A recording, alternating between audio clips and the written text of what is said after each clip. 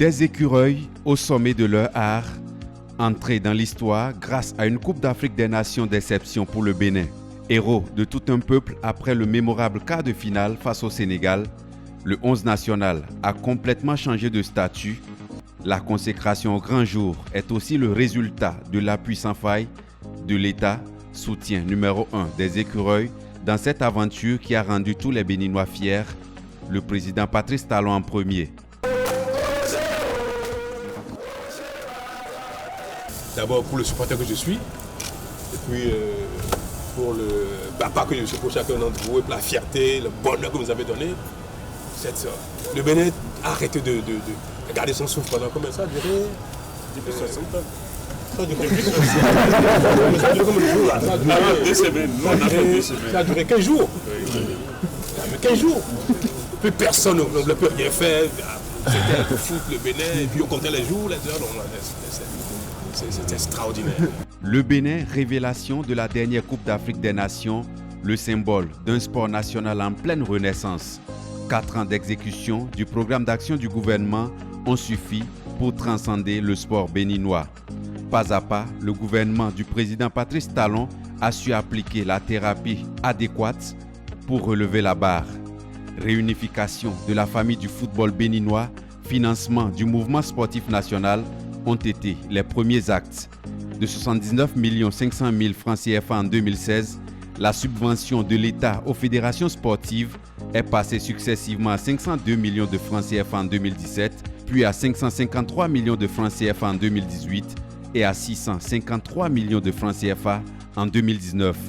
Un second souffle à la vie des fédérations devenues plus opérationnelles et génitrices de champions honorés périodiquement par le ministère en charge des sports.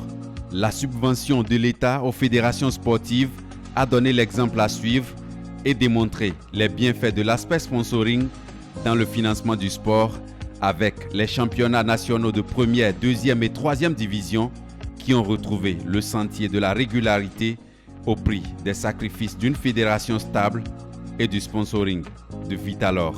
En seulement 2 saisons, le Bénin a pu se hisser pour une première fois de son histoire en Coupe CAF grâce aux performances salutaires de ZAEFC. Une présence au plan continental du football en club, preuve du progrès que connaît la discipline au niveau local.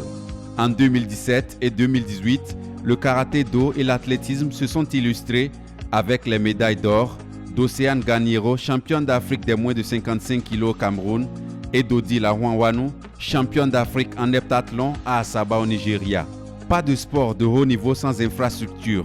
Là encore, le président Patrice Talon s'investit avec son gouvernement pour doter chaque commune du Bénin d'un stade omnisport d'au moins 3000 places, dont 1000 places couvertes.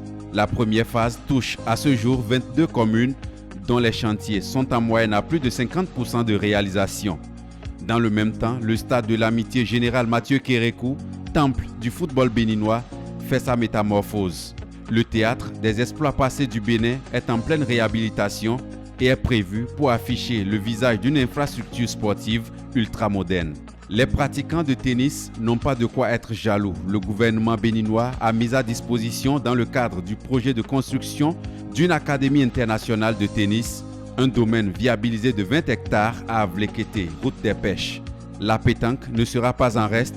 Le Bénin étant désigné pays hôte du mondial de la discipline en 2022, a déjà dans ses plans la construction d'un boulodrome digne du nom pour accueillir la compétition. Outre le sport d'élite, le programme d'action du gouvernement se penche sur la formation à travers le sport scolaire. 89 classes et associations sportives ont donc été instituées dans 76 communes du Bénin et 13 arrondissements de Cotonou. La clairvoyance de l'État béninois en matérialisant ce projet a fait du Bénin l'élève exemplaire auprès de la FIFA et l'élu pour mettre en route l'ingénieux projet Football for Schools, cher à l'instance fêtière du football mondial. Les politiques sportives du Bénin, depuis le lancement du programme d'action du gouvernement, ont forcé l'admiration de plusieurs personnalités du monde du sport qui ont foulé le sol béninois et rehaussé le niveau de la diplomatie sportive.